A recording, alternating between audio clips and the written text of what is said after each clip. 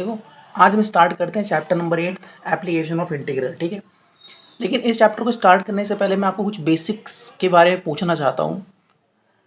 जैसे class 11th में और शायद 12th में भी आपका जो है ये टॉपिक है ना कि रिलेशन एंड फंक्शन। ठीक है, मैं मान लो आपके सामने एक फंक्शन दे रहा हूँ, पहले एक मैं रिलेशन दे रहा हूँ y is equal to X का स्क्वायर। मैंने आपको क्या एक रिलेशन, मैंने एक्स वाई के बीच में आपको एक रिलेशन दिया y is equal to X square. तो आपको पता है कि ये रिलेशन फंक्शन है या नहीं है। अब मैं यहाँ नहीं बताऊंगा कि ये फंक्शन है कि नहीं, बट आपको पता है कि ये जो रिलेशन आपका है y is equal to X square ये एक फंक्शन होता है। ठीक है, तो इसका मतलब अगर ये मेरा y is equal to X square ये रिलेशन मेरा जो है, ये मेरा जो रिलेशन है, ये मेरा जो रिलेशन है अब ये कन्वर्ट हो चुका है एक फंक्शन के अंदर। ठीक है, तो जब एक रिलेशन फंक्शन के अंदर कन्वर्ट हो जाता है तो हम y की जगह क्या लिखना प्रेफर करते हैं, F X is equal to X square. ठीक है, तो हम y की जगह क्या लिख देते हैं, एफ एक्स लिख देते हैं। समझ में आया? अब मुझे आप ये बताओ, जैसे मैंने बोला अगर मैं x की वैल्यू 1 रखूं तो f1 कितना आएगा, 1 का स्क्वायर 1। तो ये f1 की जो वैल्यू आई ना, इसका मतलब ये y की वैल्यू ही आपकी आ रही है। अगर मैं x की वैल्यू 2 रख दूं तो f2 क्या आएगा, 2 का स्क्वायर इजकल टू 4। तो जो आपका f2 आया ये आपकी y की ही वैल्यू आ रही है। समझ में आई? अब देखो दूसरी बात, अभी मैंने आपसे कहा कि आपके पास एक फंक्शन है एक्स स्क्वायर। ठीक है, तो ये आपके पास एक फंक्शन है इन टर्म्स ऑफ एक्स। ये जो फंक्शन आपके पास है function in terms of X है, तभी मैंने इसको एफ एक्स लिखा है, मतलब function in terms of X. अब मैं आपके सामने लिख रहा हूं Y is equal to Y square is equal to X, या इसको आप लिख सकते हो एक्स इजकल टू वाई का स्क्वायर। अब ये भी एक तरह का फंक्शन है, बट फंक्शन है लेकिन इन टर्म्स ऑफ y है, तो इसको हम लिखेंगे F Y, function in terms of y। तो अब अगर आपके सामने कोई ऐसा लिख के दे एफ जेड, तो इसका मतलब आपके पास एक फंक्शन होगा इन टर्म्स ऑफ जेड, जैसे मैं आपके सामने लिख दे रहा हूँ। और भी फंक्शंस हो सकते हैं जेड की फॉर्म में, बट मैंने आपको सिंपल सा एग्जाम्पल लिया function in terms of Z. तो अगर आपके सामने एफ लिखा हुआ है और इसके अंदर x लिखा हुआ, तो आपको समझ जाना है कि मेरे पास एक फंक्शन है इन टर्म्स ऑफ x है। अगर आपका यहाँ y लिखा हुआ है तो आपको समझ जाना है कि मेरे पास एक फंक्शन है इन टर्म्स ऑफ y है। अगर यही आपका एफ जेड लिखा हुआ तो आप समझ जाना कि मेरे पास एक फंक्शन है इन टर्म्स ऑफ z। ठीक है, अब ये बेसिक बातें मैं आपको इसलिए बता रहा हूँ क्योंकि ये चैप्टर जो एप्लीकेशन ऑफ इंटीग्रल है, कहीं ना कहीं इसके अंदर फंक्शन का बहुत बड़ा रोल है। और फंक्शन भी कई जगह पे कहीं जगह पे आपको क्या करना पड़ेगा, function in terms of X लेना पड़ेगा, कई जगह पे आपको function in terms of Y लेना पड़ेगा। तो जब आपको पता रहेगा कि function in terms of X का मतलब क्या है, function in terms of Y का मतलब क्या है, तभी तो आप एक रिलेशन से वैल्यू निकाल सकते हो। फॉर एग्जाम्पल, अगर मैं आपको ये लिख के दूं x square plus Y square is equal to a का स्क्वायर। ठीक है, मैंने आपसे कहा कि आप मुझे एफ एक्स निकाल के बताओ, एफ एक्स। इसका मतलब आपको एक फंक्शन निकालना है इन टर्म्स ऑफ एक्स, एक फंक्शन निकालना है इन टर्म्स ऑफ एक्स। तो मतलब इधर आपकी सारी जो आएंगी उसमें सारा वेरिएबल आपका क्या होना चाहिए, एक्स होना चाहिए, और एक तरफ आपका वाई होना चाहिए, क्योंकि आपको जो फंक्शन निकालना है वो इन टर्म्स ऑफ एक्स निकालना है। तो आप बताओ इसमें से कैसे निकालोगे।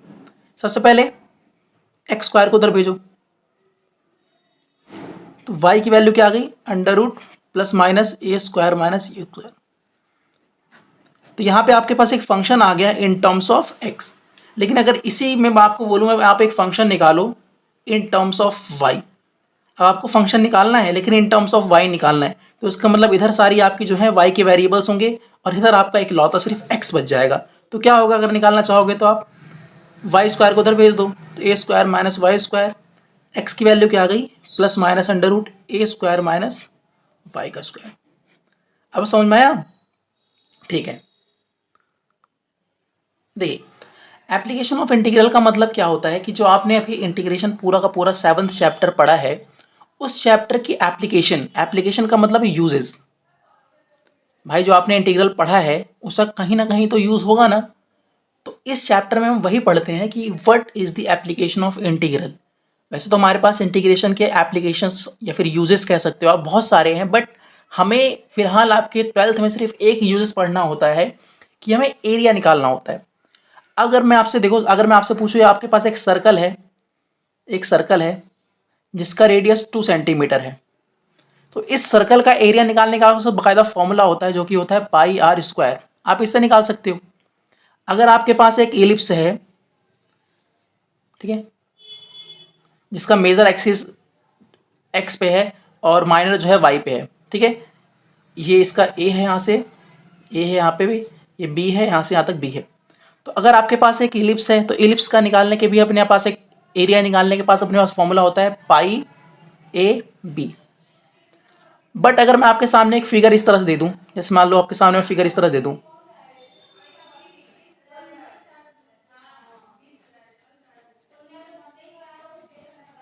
ये मैंने बोला कि इसका आप मुझे क्या करो, एरिया निकाल के दिखाओ, तो मुझे नहीं लगता कि इसका एरिया निकालने के पास अपने पास कुछ फॉर्मूला है। तो इस तरह की फिगर्स का जिसका एरिया निकालने का कोई फॉर्मूला नहीं होता, उसका हम किसी ना किसी उसका मतलब हम जो एरिया होता है वो इंटीग्रल की हेल्प से निकालते हैं। तो ठीक है, तो हमें क्या करना पड़ेगा। अच्छा, एक बात और, जब आप एप्लीकेशन ऑफ इंटीग्रल का यूज़ करोगे तो कई बार आप देखोगे कि आपके पास एक सर्कल का एरिया निकालने के लिए भी आपके पास आएगा। तो उस समय आपका मन कहेगा यार सर्कल बन गया, सर्कल का एरिया तो हम पाई आर स्क्वायर से निकाल सकते हैं, तो क्यों हम बिना फालतू में एप्लीकेशन ऑफ इंटीग्रल का यूज़ कर रहे हैं। लेकिन आपको पता है कि क्लास 12th में आपको सिर्फ इसी तरीके से एरिया निकालना पड़ेगा, ठीक है। हाँ, आप एक काम कर सकते हो कि अगर आपके पास एक सर्कल आया तो आप क्या कर सकते हो, तो आप क्या करना, पहले तो एप्लीकेशन ऑफ इंटीग्रल से अपना एरिया निकाल लेना, और दोबारा क्या करना, अपने आंसर को वेरीफाई करने के लिए आप एक बार फॉर्मूले से भी एरिया निकाल लेना। तो अगर आपका एप्लीकेशन ऑफ इंटीग्रल से भी एरिया सेम आ रहा है उस सर्कल का एंड फॉर्मूले से भी उसका एरिया सेम आ रहा है, तो दैट मीन्स आपका आंसर वेरीफाई हो गया, ठीक है। अब देखो, हम कुछ और बातें करते हैं इस चीज़ के अंदर। अब जैसे मान लो मेरे पास एक फंक्शन है y is equal to F X, मेरे पास एक फंक्शन है, ठीक है। अब मान लो इस फंक्शन का जब मैंने ग्राफ बनाया, तो वो कुछ, जब मैंने इस y is equal to F X का मैंने ग्राफ बनाया तो मान लो वो कुछ इस तरह से बना, मतलब बना होगा बट मैंने सिर्फ इतना बनाया, ठीक है। अब मैंने एक लाइन आपकी ले ली x is equal to A, और यहां मैंने ले लिया एक x is equal to B. अब आपको क्लास 11th में पढ़ाया गया था कि अगर आपको x is equal to a का ग्राफ बनाना तो आप कैसे बनाते हैं, तो x is equal to a का जो ग्राफ होगा वो y एक्सिस के पैरेलल होता है, ठीक है। जैसे मैं अगर आपसे बोलूं कि x इज इक्वल टू 3 का आप मुझे ग्राफ बना के दिखाओ, तो x इज इक्वल टू 3 का ग्राफ कैसे बनता है, 1 2 3 0, ठीक है। तो x इज इक्वल टू ए मैंने बना दिया, तो मेरा आ गया, मान लो ये आ गया, और ये x is equal to B है, ठीक है, ये बन गया मेरा। और ये हमारा किसका था, ये हमारा y is equal to F x function का क्या है, मेरा ग्राफ है, y is equal to F x function का ग्राफ है। तो यहाँ पे आपका क्वेश्चन इस तरह से आएगा कि यहाँ पे उस एरिया की वैल्यू बताओ जो बाउंड है, ये जो कवर है आपकी y is equal to F x function द्वारा, x is equal to a द्वारा, मतलब line x is equal to a द्वारा, line x is equal to b द्वारा एंड x एक्सिस द्वारा। दोबारा सुनो, आपका पेपर में क्वेश्चन आएगा कि आपको एक एरिया निकालना है जो बाउंड है y is equal to F X, x is equal to A, x is equal to B and x axis द्वारा। तो आपको साफ साफ दिख रहा है कि आपके पास कौन सा एरिया आएगा, आपको ये एरिया निकालना है, ये एरिया आपको निकालना है, ठीक है। अब देखो, तो रिक्वायर्ड जो आपके पास एरिया आएगा, रिक्वायर्ड एरिया आएगा, सबसे पहले आप क्या करोगे, इंटीग्रेशन का साइन लगाओगे, limit x is equal to a से बी आ गया आपका। अब अगर आप लिमिट्स x की ले रहे हो तो यहां पे dx आपका आएगा। अगर आपने लिमिट्स, देखो अभी मैं आपको सिर्फ फॉर्मूला बता रहा हूं, अभी मैं समझाऊंगा कि ये फॉर्मूला आया कहां से, ठीक है। बस आप फॉर्मूला देख लो कि लिमिट आपने जो x के लिए है a से b, तो यहां पे आपका dx आएगा, ठीक है। अब आपको जो फंक्शन दिया रहेगा याद रखना, जो फंक्शन आपका एक्स वाई की फॉर्म में दिया रहेगा, ये जो इक्वेशन आपको एक्स वाई की फॉर्म में दी रहेगी, उस इक्वेशन से आप वाई की वैल्यू निकालना, इक्वेशन से वाई की वैल्यू निकालना। जैसे मान लो अगर ये मेरा जो ग्राफ है, ये मेरा function Y is equal to X square का होता, Y is equal to X square का मान लो ग्राफ होता, वैसे होता नहीं है बट मैं समझा रहा हूँ कि मान लो ये इस फंक्शन का ग्राफ होता, तो मैं इस फंक्शन से क्या करता, वाई की वैल्यू निकालता। तो वाई की वैल्यू क्या है, एक्स स्क्वायर, तो यहाँ पे मेरा एक्स स्क्वायर आ जाता। ठीक है, अब देखो मैं बता रहा हूँ कि ये फॉर्मूला आया कहाँ से। तो सबसे पहले हम क्या करते हैं, अच्छा आप बताओ रेक्टेंगल का एरिया क्या होता है, रेक्टेंगल का एरिया, एरिया ऑफ रेक्टेंगल क्या होता है आप मुझे बताओ। अब मैं आपको ये बताने जा रहा हूँ कि ये फॉर्मूला आया कहाँ से। आप बोलोगे ना सर आपने ऐसे कैसे लिख दिया, कोई ना कोई रीजन तो रहा होगा ना फॉर्मूला आने का, तो मैं आपको वो जो है क्लियर करने जा रहा हूँ कैसे आया। एरिया ऑफ रेक्टेंगल बताओ, आप सबको पता है एरिया ऑफ रेक्टेंगल क्या होता है, लेंथ इंटू ब्रेथ। ठीक है, सबसे पहले आप क्या करो, इस एरिया में एक पतली सी स्ट्रिप बना दो, जो एरिया आपको निकालनी है उस एरिया में एक पतली सी आप स्ट्रिप बना दो, पतली सी स्ट्रिप। तो ये आपका है जी, ये आपका dx है, dx, dx का मतलब x, x का बहुत हमने छोटा सा पार्ट लिया, dx पार्ट लिया है, बहुत छोटा सा पार्ट। dx आपको ये बता रहा है x का मतलब x का पार्ट है, d का मतलब बहुत छोटा पार्ट हमने लिया है। और ऑब्वियस बात देख सकते हो ये पूरा x है, हमने x का बहुत छोटा सा पार्ट लिया है। और ये आपका जो है ये आपका फंक्शन है fx। ठीक है, अब आप बताओ ये आपके सामने कहीं ना कहीं रेक्टेंगल बनता हुआ दिख रहा है। तो अगर इस रेक्टेंगल का मुझे एरिया निकालना हो तो वो क्या आएगा, length, length into breadth. Length मेरा fx है और ब्रेथ मेरा क्या है, dx है। लेकिन हमें तो एरिया पूरा निकालना था, ये एरिया हमें पूरा निकालना है। इस एरिया के अंदर मैंने एक पतला सा स्ट्रिप बनाया और उस स्ट्रिप का एरिया मेरा आया fx dx। अब आप खुद सोचो, इस पूरे एरिया में तो ऐसे बहुत सारे स्ट्रिप्स बन जाएंगे, हाँ या ना भाई, इस एरिया के अंदर ऐसे पतले पतले बहुत सारे स्टेप्स बन जाएंगे ना, तो उन सभी के एरियाज का मुझे सम करना पड़ेगा। तो अगर उन सभी के स्ट्रिप्स का एरियाज मुझे सम करना पड़ेगा तो मुझे लगाना पड़ेगा इंटीग्रेशन। ठीक है, तो इंटीग्रेशन का मतलब सम हो गया। दूसरी बात, अगर आप इतने पतले पतले स्ट्रिप्स बनाओगे तो इधर भी चलता जाएगा, इधर भी चलता जाएगा, इन्फिनाइट तक चले जाएंगे, प्लस इन्फिनाइट तक, माइनस इन्फिनाइट तक। तो हमें क्या करना पड़ता है, हमें रोकना पड़ता है कि भाई जो आप ये पतले पतले स्ट्रिप्स बनाना वो x इजकल टू ए से लेके x इजकल टू बी तक के ही बनाना। तो हम लिमिट्स क्या देते हैं, a से b। तो अब देखो ये फॉर्मूला मैच कर रहा है कि नहीं कर रहा, हाँ या ना। ठीक है, अब कई बार आपका क्या होगा, ये जो ग्राफ है, अभी बात और, ये जो एरिया आपका यहाँ पे बाउंड हुआ है, एरिया जो बना है वो x इजकल टू ए द्वारा, x इजकल टू बी द्वारा, फंक्शन के कर्व द्वारा एंड एक्स एक्सिस द्वारा ऑक्यूपाई है, बंद है। तो इसीलिए हमारा एरिया का फॉर्मूला ये आया है। लेकिन ऐसा भी तो हो सकता है कि ये जो एरिया आपका हो ये वाई एक्सिस द्वारा बन रहा हो सकता है कि नहीं हो सकता, कि वो एरिया जो हो वो Y is equal to A, Y is equal to B और वाई एक्सिस द्वारा ऑक्यूपाई हो। तो क्या उसके लिए भी हम ऐसा ही फॉर्मूला लिखेंगे, यस उसके लिए भी हम ऐसा ही फॉर्मूला लिखेंगे। तो उसको मैं आपको करके दिखाता हूँ। वो मेरे पास है x is equal to F Y. अब आपको यहाँ पे ये ध्यान होना चाहिए कि एफ वाई का मतलब क्या है। इसका मतलब है कि एक मेरे पास फंक्शन है इन टर्म्स ऑफ वाई, समझ में, फंक्शन है इन टर्म्स ऑफ वाई। अब देखो, अब यहाँ पे जो मेरा एरिया, ये जो मुझे एरिया निकालना है, ये ऑक्यूपाई या कवर्ड या बाउंडेड किस चीज़ों से है, y is equal to A, Y is equal to b, x is equal to F y and y axis. इन चारों चीज़ों से मेरा जो है एरिया मेरा बाउंड है। तो मुझे क्या करना है, इसका एरिया निकालना है। ठीक है, तो पहली बात, अगर आपको रिक्वायर्ड एरिया निकालना है, रिक्वायर्ड एरिया निकालना है तो आप सबसे पहले क्या करो, इंटीग्रेशन का साइन लगाओ, लिमिट्स a से b। अब आप लिमिट्स किसकी ले रहे हो, y की ले रहे हो ना, तो यहाँ पे आपका आएगा dy। ठीक है, और यहाँ आपको पता है कि अगर आपका यहाँ पे dy आया है तो यहाँ पे आपका जो फंक्शन आएगा वो इन टर्म्स ऑफ y होना चाहिए। और function in terms of y को हम लिखते कैसे हैं, एफ वाई। तो यहाँ पे आ जाएगा एफ वाई। अब ये फॉर्मूला सर आया कहाँ से, वही कॉन्सेप्ट आप दोबारा लगाएंगे। आप एक पतली सी स्ट्रिप यहाँ बना लो, पतली सी स्ट्रिप, ये पतला सा स्ट्रिप मान लो यहाँ बना दिया। ठीक है, पतला सा स्ट्रिप बना दिया। अब ये वाई एक्सिस का बहुत छोटा सा पार्ट है तो उसको हम डी वाई लिख लेते हैं। और ये आपका क्या है, पूरा ये लाइन जो है ये आपकी दिखा रही है एफ वाई को। ठीक है, अब आपको पता है कि रेक्टेंगल का जो एरिया होता है वो होता है लेंथ इनटू ब्रेथ। तो ये पतली सी स्ट्रिप जो बन रही है कहीं ना कहीं एक रेक्टेंगल ही बन रही है। तो इस रेक्टेंगल का जो एरिया आएगा वो क्या आएगा, length, length into breadth, breadth का मतलब dy, ठीक है।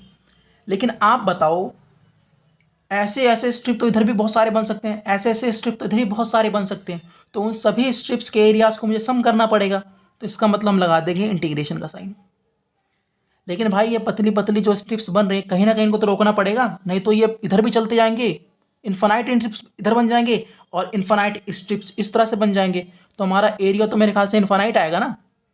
भाई आप खुद सोचो, ऐसे पतले पतले स्ट्रिप्स तो इधर पता नहीं कितने सारे बन जाएंगे, ऐसे पतले पतले स्ट्रिप्स इधर ही पता नहीं कितने सारे बन जाएंगे। और अगर हर इन्फानाइट स्ट्रिप्स का अगर आप सम निकालोगे, एरियाज का सम निकालोगे, तो एरिया भी इन्फानाइट आएगा। तो हम क्या करते हैं, हम बोल देते हैं भाई स्ट्रिप्स तो आप बनाना, लेकिन इस तरफ आप बी तक जाना और इस तरफ आप ए तक जाना, इन्हीं दोनों के बीच में जितने स्ट्रिप्स बनेंगे उन्हीं का आपको एरिया निकालना है।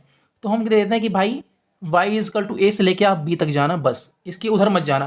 नहीं तो आप खुद सोचो ना, देखो फिर वही बात बतानी पड़ रही है कि अगर एक स्ट्रिप का area F Y D Y है तो कुछ ना कुछ तो वैल्यू होगी ना भाई।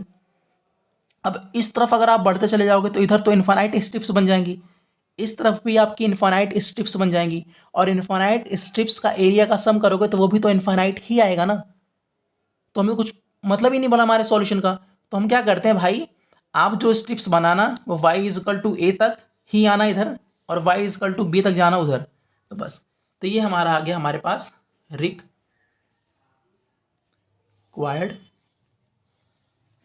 एरिया। आई थिंक अब थोड़ा बहुत समझ में आपको आया होगा। अब सबसे पहले हम इस पर क्वेश्चन कर लेते हैं सिंपल सा, उसके बाद हम स्टार्ट करते हैं आगे। देखिए एरिया हमें बोला गया है find the area bound by the circle X square plus Y square is equal to A square. आपको इस सर्कल द्वारा जो एरिया कवर हो रहा है वो एरिया निकालना है। तो पहले बात तो आपको ये पता होना चाहिए कि इससे आप जो सर्कल बनाओगे कैसे, ठीक है। तो पहले मैं आपको बता देता हूँ कि सर्कल की जो स्टैंडर्ड फॉर्म होती है, स्टैंडर्ड फॉर्म ऑफ सर्कल जो होता है, स्टैंडर्ड फॉर्म, भाई एरिया तो आप तभी निकालो ना जब आप सर्कल बना पाओगे। तो पहले मैं आपको बता देता हूँ कि इससे आपको कैसे पता लगेगा सर। अच्छा बताओ, सर्कल बनाने के लिए आपको क्या क्या चाहिए, आपको सेंटर पता लग जाए और आपको रेडियस पता लग जाए, आप सर्कल बना दोगे। तो अब देखो, सबसे पहले हम बात करते हैं स्टैंडर्ड फॉर्म ऑफ सर्कल की, जो कि हमारा होता है x माइनस एच का square plus Y minus K का square is equal to R square, जहाँ पे हमारा सेंटर जो होता है वो हमारा होता है एच के, और हमारा जो रेडियस होता है वो होता है हमारा आर, ठीक है। अब ये जो आपको फॉर्म यहाँ पे दी गई है, इसको जरा स्टैंडर्ड फॉर्म में हम कन्वर्ट करें, तो अगर इस स्टैंडर्ड फॉर्म में हम कन्वर्ट करेंगे तो क्या आएगा, x माइनस 0 का स्क्वायर प्लस वाई माइनस 0 का स्क्वायर इजगल टू a का स्क्वायर। तो कहीं ना कहीं ये हमारा h है, ये हमारा k है, और ये हमारा r का स्क्वायर है। तो हमारा सेंटर क्या हो जाएगा, हमारा सेंटर हमारा हो गया 0 0, रेडियस हमारा हो गया a का स्क्वायर है, तो यहाँ पे a आ गया, ठीक है। तो ये हमारे सर्कल का सेंटर है, ये हमारे सर्कल का रेडियस है। अब हमें क्या है, सर्कल बना लेते हैं जिसका सेंटर 0 0 है और रेडियस a है, ठीक है। देखिए, तो मैंने आपके सामने एक सर्कल बना दिया जिसका सेंटर 0 0 है और इसकी रेडियस कितनी है a। यहाँ से यहाँ तक a है, यहाँ से यहाँ तक a है, यहाँ से यहाँ तक a है, और यहाँ से यहाँ तक a है, ठीक है। अब क्या करना है, हमें इस सर्कल का हमें पूरा का पूरा ये एरिया निकालना है, हमें ये पूरा का पूरा एरिया निकालना है, ठीक है। अब आप लोग ही मुझे बताओ, क्या आपके पास इस एरिया को निकालने के दो ऑप्शंस नहीं है। पहला तरीका, फर्स्ट मेथड की अगर मैं बात करूं, तो आप क्या कर सकते हो, इस आधे सर्कल का आप एरिया निकाल लो और उसको 2 से मल्टीप्लाई कर दो, तो पूरा का पूरा एरिया आ जाएगा। सेकंड मेथड आपके पास क्या है, कि आप सिर्फ इस पहले वाले का एरिया निकालो, और उसको 4 से मल्टीप्लाई कर दो, तो आपका क्या हो जाएगा, ये टोटल एरिया आ जाएगा। तो आपके पास दो मेथड्स हैं, या तो आप इस आधे सर्कल का एरिया निकालो, उसको 2 से मल्टीप्लाई कर दो, या फिर आप एक पार्ट का एरिया निकालो और उसको 4 से मल्टीप्लाई कर दो, ठीक है। तो हम क्या करते हैं, अभी सेकंड वाला मेथड यूज़ करते हैं। आप चाहो तो आप फर्स्ट वाला भी कर लेना, मैं करता हूँ इस क्वेश्चन को मैं दोनों तरीके से करवाता हूँ, फर्स्ट वाले मेथड से भी और सेकंड वाले मेथड से भी, ठीक है। तो मैं क्या करता हूँ, मैं इस फर्स्ट वाले का एरिया निकालता हूँ, सिर्फ इस पार्ट का, और उसको 4 से मल्टीप्लाई कर दूंगा, ठीक है, ताकि मेरा पूरा सर्कल का एरिया आ जाए। अब आप लोग मुझे एक बात बताओ, ये जो एरिया है वो x is equal to 0, x is equal to a, x axis और इस कर्व द्वारा ऑक्यूपाई है कि नहीं है, हाँ या ना? Yes, x is equal to 0, x is equal to a, x axis और इस कर्व द्वारा ऑक्यूपाई है कि नहीं है। तो इसका मतलब अगर मुझे इस फर्स्ट पार्ट का एरिया सिर्फ निकालना है, वैसे तो निकालना मुझे टोटल का है, लेकिन अगर सिर्फ फर्स्ट पार्ट का मुझे एरिया निकालना है तो मैं कैसे निकालूंगा? इंटीग्रेशन लूँगा। पता है कि x की लिमिट्स मैं यूज़ कर रहा हूँ, x की वैल्यू 0 से a जा रही है, 0 से a जा रही है। तो आपको पता है अगर मुझे लिमिट्स x की लेनी है, तो यहाँ पे भी क्या आएगा? dx आएगा, ठीक है। लेकिन ये एरिया जो मैं निकालूंगा, ये सिर्फ इस पार्ट का एरिया आएगा, मुझे तो पूरे सर्कल का एरिया निकालना है। तो मुझे क्या करना पड़ेगा? इसको 4 से मल्टीप्लाई करना पड़ेगा। ये मेरा आएगा रिक्वायर्ड एरिया। का मतलब जो मुझे एरिया चाहिए, ठीक है, ये आएगा। अब दिक्कत है कि आप अंदर क्या रखोगे। तो मैंने आपको बताया था कि अगर आपका यहाँ पे dx है, आप लिमिट्स x की ले रहे हो, तो अंदर जो आपका वेरिएबल आएगा वो भी आपका x की फॉर्म में ही होना चाहिए। समझ में आया? मतलब यहाँ पे आपका f x होना चाहिए, ठीक है। तो हम क्या करते हैं, इस सर्कल की इक्वेशन से हम y की वैल्यू निकालते हैं, क्योंकि जब आप y की वैल्यू निकालोगे तभी तो वो इन टर्म्स ऑफ x आएगी। तो हमें y की वैल्यू निकालनी है, ठीक है। तो हम पहले y की वैल्यू निकालते हैं। तो देखो,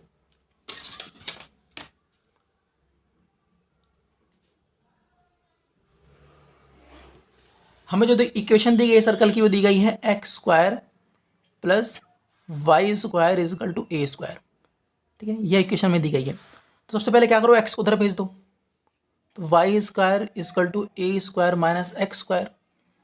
अब y इजिकल टू, जो आपको पता है जब स्क्वायर रूट जाता है तो प्लस माइनस आता है, a² माइनस x²। तो यहाँ से एक y की वैल्यू आपकी आ रही है प्लस √a² माइनस x², और यहाँ से एक y की वैल्यू आपकी आ रही है माइनस √a² माइनस x²। अब आप बताइए कि ये जो कर्व है, अच्छा एक बात और, आपको पता है कि ये जो कर्व है, जो कर्व आपका बना है, पूरा सर्कल जो बना हुआ है, ये y की वैल्यू से ही बना हुआ है, सारी y की वैल्यू से मिलकर बना हुआ है कि नहीं बना हुआ है। नीचे भी आपकी y की वैल्यूज है, ठीक है, यहाँ भी y की वैल्यूज है। अब आप मुझे बताइए कि ये हमारी जो x एक्सिस होती है, इसके ऊपर जो हमारी y की वैल्यूज होती हैं वो पॉजिटिव होती हैं, यस और नो? यस। और जो x एक्सिस के नीचे जो हमारी ये सारी y की वैल्यूज हैं, ये सारी y की वैल्यूज नेगेटिव होती हैं। तो इसका मतलब x एक्सिस के ऊपर जो एक कर्व आपका बना हुआ है वो with the help of y is equal to a² minus x² से मिलके बना हुआ है। और जो ये x एक्सिस के नीचे का जो सर्कल का जो कर्व बना हुआ है, ये y is equal to minus √a² minus x² से बना हुआ है, तभी तो y की वैल्यू नेगेटिव आएगी, हाँ या ना? तो इसका मतलब मुझे ये चाहिए था ना, ये इसकी इक्वेशन। तो ये क्या आ गया मेरा, y is equal to a² minus x²। तो देखो मेरा फंक्शन जो आया इन टर्म्स ऑफ x आया कि नहीं आया। तो इसी को मैं क्या लिख सकता हूँ, इसी को मैं लिख सकता हूँ f x की मेरी वैल्यू ये रही, तो यहाँ पे रख दो, ठीक है।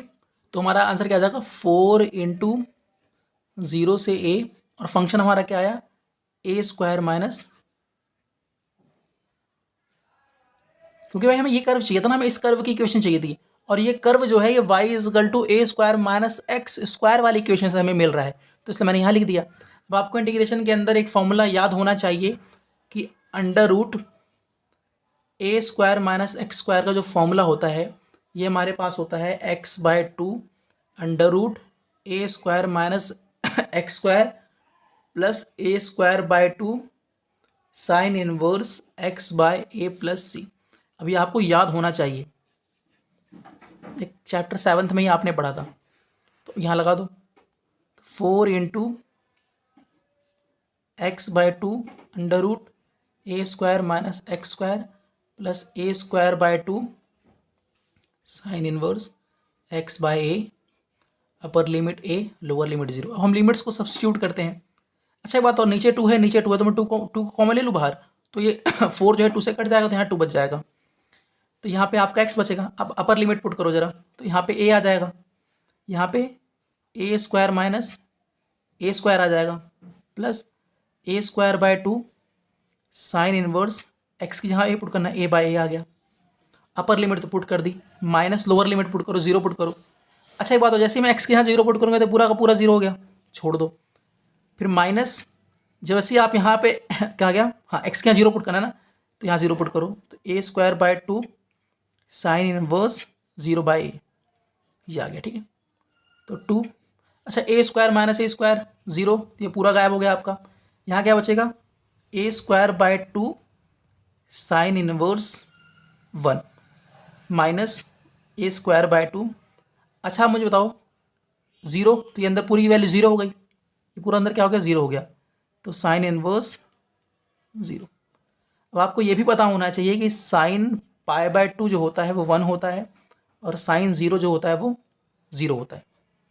ठीक है, अब यहाँ जैसे मैं 1 की जगह पे साइन पाई बाय 2 रखूँगा, तो साइन इनवर्स से साइन कट जाएगा, तो क्या बच जाएगा यहाँ पे, पाई बाय 2, तो a square by 2 into pi by 2 minus 0। आपको पता है साइन 0 0, तो इसका मतलब जैसे यहाँ मैं साइन 0 रखूँगा, मतलब 0 की जगह पे जब मैं साइन 0 रखूँगा तो साइन इनवर्स से साइन कट जाएगा, तो यहाँ 0 बचेगा, और 0 को इस पूरे से मल्टीप्लाई कर दो, पूरा का पूरा 0, तो इसको हटा के अब 2 इससे कट गया, तो आपका आंसर फाइनली क्या है, पाई ए स्क्वायर बाय 2 यूनिट स्क्वायर। भाई कोई ना कोई यूनिट तो रही होगी, मुझे यहाँ पे तो यूनिट दी नहीं गई है, तो मैंने क्या लगा दिया कि जो भी यूनिट रही होगी भाई उसका स्क्वायर कर लेना आप। ठीक है, वैसे देखो हमारी यहाँ पे एक सिली मिस्टेक हो गई है कि जब हमने यहाँ से 2 नीचे से कॉमन ले लिया तो यहाँ पे भी 2 हट जाएगा ना, लेकिन हम साथ साथ 2 लेके चल रहे हैं, तो ये हमारा नहीं आएगा, नीचे 2 नहीं आएगा, तो हमारा आंसर क्या आएगा, पाई ए स्क्वायर। समझना है कैसे भाई, मैंने यहाँ से 2, इसके नीचे 2, इसके नीचे 2, 2 कॉमन आएगा, देन 4 से 2 कट जाएगा तो 2 बचेगा, तो यहाँ से 2 हट जाएगा ना, बट मैंने क्या किया था, 2 को मैंने कंटिन्यू कर लिया था, so that is I will remove from 2। तो हमारा जो फाइनल आंसर अब आएगा हमारा पाई ए स्क्वायर। ठीक है, और देखो सर्कल का जो हमारे पास सर्कल का एरिया का फॉर्मूला होता है, एरिया ऑफ सर्कल हम किस फॉर्मूले से निकालते हैं, एरिया ऑफ सर्कल होता है हमारे पास पाई आर स्क्वायर। तो इसका मतलब अगर हमें किसी सर्कल का एरिया निकालना है, उसका हमें रेडियस पता लग जाए तो उसका हम एरिया आसानी से निकाल सकते हैं। तो यहाँ जो हमने सर्कल बनाया है उसका रेडियस हमारे पास क्या है, ए, सर्कल का रेडियस कितना है ए, तो अकॉर्डिंग टू फॉर्मूला उसका एरिया कितना आना चाहिए, पाई ए का स्क्वायर, है ना। तो वही देखो हमारा पाई ए का स्क्वायर आ रहा है कि नहीं, तो इसका मतलब फॉर्मूले से भी हमने वेरीफाई कर लिया और हमने with the help of application of integral भी निकाल लिया, both the answer are same, तो वेरिफिकेशन भी हमने कर ही लिया एक तरीके से। ठीक है, देखिए इस क्वेश्चन के अंदर हमें बोला गया है कि find the area of the region, region bounded by the ellipse this. हमारे पास एक इलिप्स है, जब आप उस इलिप्स को बनाओगे तो कुछ ना कुछ स्पेस को घेरेगी, कुछ ना कुछ रीजन को ऑक्यूपाई करेगी, उसी रीजन का हमें क्या निकालना है, एरिया निकालना है। अब इसके लिए आपको इलिप्स बनाना आना चाहिए, तो इलिप्स बनाने का सबसे बढ़िया तरीका, अगर आप क्लास 11th में आपने पढ़ा हो तो होता था एक्स स्क्वायर अपॉन में a square plus Y square upon में बी स्क्वायर इजकल टू 1। भाई देखो जो आपके पास इलिप्स होती है, जो आपके पास इलिप्स होती है वो एक्स एक्सिस पे भी उसका एक्सपेंशन ज़्यादा हो सकता है और उसका वाई एक्सिस पे भी एक्सपेंशन ज़्यादा हो सकता है। तो आपको इलिप्स की इक्वेशन देख के कैसे पता लगेगी कि वो एक्स एक्सिस पे ज़्यादा फैला हुआ है या वाई एक्सिस पे ज़्यादा फैला हुआ है। तो सबसे बढ़िया तरीका क्या होता है, ये बढ़िया तरीका यही तरीका ही होता है फाइंड करने का, जिसके नीचे बड़ी वैल्यू उस तरफ इलिप्स ज़्यादा एक्सपेंड करेगा। जैसे 9 यहाँ पर जो है कहीं ना कहीं y के नीचे है, तो इसका मतलब इस इलिप्स की जो इक्वेशन बनेगी या इस इलिप्स को जब हम बनाएंगे तो y एक्सिस पे ज़्यादा एक्सपेंड करेगा। ठीक है, x कंपेयर टू x। ठीक है, ठीक है, अब देखो तो हम बनाते हैं, तो पहले क्या करो, इस फॉर्म को इस फॉर्म में कन्वर्ट करो, तो हमारा किस फॉर्म में बन जाएगा। अच्छा एक बात और, जैसे कई बार हमें क्या होता है, हमें इलिप्स की जो इक्वेशंस होती हैं उसमें हमें नीचे a और b दिया जाता है, तो आप बोलोगे सर अभी आपने बताया कि जिसके नीचे बड़ी वैल्यू उस तरफ इलिप्स आपका एक्सपेंड करेगा, लेकिन सर अगर हमें इलिप्स की इक्वेशन ए और बी की फॉर्म में दिया गया है तो हम कैसे पता करेंगे कि कौन सी बड़ी है कौन सी छोटी। तो कभी भी याद रखना, अगर आपको इलिप्स की इक्वेशन ए और बी फॉर्म में दी गई है तो जिसके नीचे ए होगा, जैसे इसमें x के नीचे ए है तो इसका मतलब इस इलिप्स की जो इक्वेशन, ये इलिप्स जब बनेगा तो x पे ज़्यादा एक्सपेंड करेगा।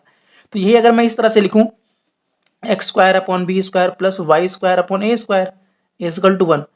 अब फिर आप वही बोलोगे सर इसमें बी और ए में से बड़ा कौन सा है, तो हमने आइडेंटिफिकेशन के लिए मान रखा है कि जिसके नीचे ए होगा उस तरफ एलिप्स एक्सपेंड करेगा। तो कहीं ना कहीं ये जो हमें इक्वेशन दी गई है एलिप्स की वो इस फॉर्म में है, समझ में, क्योंकि 9 बड़ा वाला किसके नीचे, वाई के नीचे, और ए बड़ा किसके नीचे, वाई के नीचे। ठीक है, तो अब देखो इस वाले इक्वेशन को इस फॉर्म में कन्वर्ट करो तो ये हमारा किस फॉर्म में कन्वर्ट हो जाएगा, एक्स स्क्वायर अपॉन 2 का square plus Y square upon 3 का स्क्वायर इक्वल टू 1। तो इसका मतलब ए की वैल्यू हमारे पास 3 है और बी की वैल्यू हमारे पास 2 है। ठीक है, और बड़ी वैल्यू जो है वाई के नीचे है, तो इसका मतलब इस इलिप्स की जो इस इलिप्स को हम बनाएंगे तो हमारा एक्सपेंशन एक्स की वाई की तरफ ज़्यादा होगा। तो बनाते हैं इसकी इक्वेशन, इसका वो डायग्राम। तो इसका डायग्राम बनेगा जैसे ये रहा, ये रहा। अब वाई पे हमें बड़ा करना है तो वाई पे ए 1 2 3, ए की वैल्यू कितनी, 3 है ना, 1 2 3। बी का मतलब जिस तरफ इलिप्स पतला रहता है, तो 1 2 1 2 बनाओ जरा। तो इलिप्स कुछ इस तरह से बनेगा। डायग्राम पे मत जाना, हमारी फीलिंग्स पे जाना, हम डायग्राम कैसे बना रहे हैं। ठीक है, तो ये हो गया। ठीक है, तो ये हमारा हो गया कितना, 0 3, ये हमारा हो गया 0 -3, ये हमारा हो गया 2 0 और ये हमारा हो गया -2 0। अब हमें ये पूरा का पूरा एरिया निकालना है। तो अभी जो आपने फर्स्ट क्वेश्चन में किया, अगेन आपके पास दो ऑप्शंस हैं, या तो आप क्या करो, ऊपर आधी इलिप्स का एरिया निकाल लो, ठीक है, और उसको 2 से मल्टीप्लाई कर दो, तब आपका पूरा आ जाएगा। या तो आप इधर का आधा निकाल लो, उसको 2 से मल्टीप्लाई कर दो, उससे एरिया निकल जाएगा। या फिर आप क्या करो, उससे बेस्ट मेथड जो है कि आप इस पहले पार्ट का एरिया निकालो, सिर्फ इस पहले पार्ट का, और उसको किससे मल्टीप्लाई कर दो, 4 से। तो मैं यही तरीका यूज़ करूँगा। ठीक है, तो मैं यहाँ पे आपको पता है 0 0 है, तो मुझे निकालना है रिक्वायर्ड एरिया। रिक्वायर्ड एरिया तो पहले तो 4 से मल्टीप्लाई करना पड़ेगा, इंटीग्रेशन।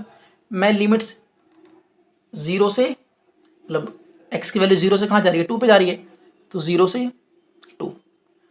अब आप बताओ, ऑब्वियस बात है, अगर आप लिमिट्स की x ले रहे हो, लिमिट x की ले रहे हो, तो यहाँ पे भी dx आएगा। ठीक है, और अंदर जो आपका फंक्शन आएगा वो आपका आएगा f(x), function in terms of x। तो इससे निकालते हैं हम function in terms of x। Function in terms of x का मतलब क्या है कि आपको y की इक्वेशन यहाँ पे रखनी है। तो जरा इससे हम निकालते हैं। हमें दिया क्या गया है, एक्स स्क्वायर अपॉन में 4 प्लस वाई स्क्वायर अपॉन में 9 इजकल टू 1। तो Y square upon 9 is equal to 1 minus x square by 4। तो Y square upon 9 is equal to 4 minus x square upon में 4। मैंने एलसीएम ले लिया, अब 9 को उधर भेज दो, तो Y square is equal to 9 upon 4 minus x square. अब जो स्क्वायर उधर जाएगा तो स्क्वायर रूट बन जाएगा, तो plus minus 3 upon 2 under root 4 minus x square. तो यहाँ से y की एक वैल्यू आई 3/2 under root 4 minus x square, और यहाँ से एक y की वैल्यू आई -3/2 under root 4 minus x square. या अब आपको पता है कि ये जो हम ग्राफ बनाते हैं, ये y की वैल्यू से मिलके बनाते हैं। ये जो आपका ग्राफ बनता है ये किससे मिलके बनता है, आपकी y की वैल्यू से मिलके बनता है। ठीक है, बचपन आपने सीखा है ना कि जैसे आपको मैं अगर ये दे दूं, मैं बोलूं कि बताओ इस लाइन की इक्वेशन बताओ, तो आप क्या करते हो, x की वैल्यूज रखते हो, y की वैल्यूज आती हैं, और फिर इस x y की वैल्यूज का यूज़ करके आप ग्राफ बनाते हो। ठीक है, तो ये जो ग्राफ हमारा होता है हमारी y की वैल्यूज को शो करता है। ठीक है, तो आपको पता है कि x एक्सिस के ऊपर जो y की वैल्यूज होती हैं वो पॉजिटिव होती हैं, तो इसका मतलब x एक्सिस के ऊपर जो इलिप्स का जो एक कर्व बन रहा है, ये किस इक्वेशन द्वारा बन रहा है, y is equal to 3/2 under root 4 minus x square. और x एक्सिस के नीचे जो आपका एक कर्व बन रहा है y की जिन वैल्यू से बन रहा है, सारी y की वैल्यूज नेगेटिव है आपकी, तो इसकी मतलब इस x एक्सिस के नीचे जो आपका पूरा कर्व बन रहा है ये आपका बन रहा है इस इक्वेशन से, -3/2 under root 4 minus x square. लेकिन हमें तो ये इक्वेशन चाहिए, मतलब इस कर्व का इक्वेशन चाहिए, और एक कर्व जो है वो हमारे इस इक्वेशन द्वारा रिप्रेजेंट हो रहा है। तो हम क्या रख देंगे, 4 × 0/√4 सॉरी 0 से 2 3/2 under root 4 minus x square d x. 3/2 constant है, बाहर ले लो, तो 4 3 12 अपॉन में 2 0 से 2 under root 4 minus x square d x. अब आपको इंटीग्रेशन का अगेन वही फॉर्मूला आपको याद होना चाहिए, a square minus x square क्या होता है, a square minus x square आपका होता है x/2 a square minus x square plus a square by 2 sine inverse x by a plus c. यहाँ पे आपको ए इंटीग्रेशन का फॉर्मूला याद होना चाहिए, ठीक है। लेकिन ये इक्वेशन का फॉर्मूला लगाने के लिए हमें यहाँ पे ए स्क्वायर चाहिए, तो कहीं ना कहीं 4 को मैं कैसे लिख सकता हूँ, 2 का स्क्वायर लिख सकता हूँ कि नहीं। अब लगाओ, अच्छा 12 से काट दो, 6 आ गया। अब इंटीग्रेशन का फॉर्मूला लगाओगे तो क्या आएगा, x/2 ए स्क्वायर, तो ए स्क्वायर कितना हमारा आएगा 4 आएगा, minus x square plus a square, तो ए स्क्वायर की वैल्यू कितनी आएगी 4 आएगी, 4/2 साइन इनवर्स एक्स अपॉन ए कितना हमारा 2 है, अपर लिमिट 2 लोअर लिमिट 0, दोनों के नीचे 2 है, कॉमन ले लो, बाहर आएगा तो बाहर 6 कट जाएगा, 3 आ जाएगा। अपर लिमिट पुट करो तो 2 अंडर रूट 4 माइनस 2 का स्क्वायर, जहाँ जहाँ एक्स है वहाँ पहले 2 पुट कर दो, ये 2 तो हमारा पहले ही बेचारा बाहर चला गया, तो यहाँ बचा 4 sine inverse 2/2 minus lower limit put करो 0, 0 पुट करती है पूरा, क्योंकि x 0 पुट करती है पूरा का पूरा 0 हो जाएगा, प्लस यहाँ 0 पुट करो तो 4/2 साइन इनवर्स, जैसे यहाँ 0 पुट करोगे पूरा का पूरा क्या हो जाएगा 0 हो जाएगा, ठीक है। 3 2 का स्क्वायर 4 आएगा तो 4 माइनस 4 0, ये बेचारा पूरा चला गया, ये 2 से 2 कट जाएगा तो 4 साइन इनवर्स 1 माइनस ये क्या बचा आपका 2 साइन इनवर्स 0, ठीक है। अब आपको फॉर्मूला पता है कि साइन π/2 जो होता है वो होता है 1 और साइन 0 जो होता है वो कितना होता है आपका 0। तो जैसे ही मैं यहाँ पे 1 की जगह पे साइन π/2 पुट करूँगा, 1 की जगह पे साइन π/2 पुट करूँगा तो साइन इनवर्स से साइन कट जाएगा, तो क्या बचेगा अंदर π/2 बचेगा, तो 3 4 आपका बाहर है, यहाँ क्या बचेगा π/2 माइनस 0 का मतलब साइन 0, साइन 0 0 होता है, जैसे ही मैं साइन 0 पुट करूँगा तो साइन इनवर्स से साइन कट जाएगा, बचेगा 0, और 0 को 2 से मल्टीप्लाई करोगे तो आपका आ जाएगा 0। अब देखो इसको कट कर दो तो 2 2 ज़ा 4, तो कितना आ गया 3 2 ज़ा 6, तो आपका आंसर आ गया 6 पाई यूनिट